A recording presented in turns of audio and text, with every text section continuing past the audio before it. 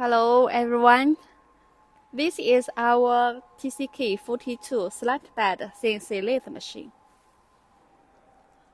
This machine uses GSK controller. Also, customer can choose Siemens controller or Fanuc controller. And this is hydraulic chuck. Here is a 12-station live turret. On this machine do not have a Y-axis. Y-axis is an optional. It is easy to add Y-axis on this machine. And this is hydraulic tailstock.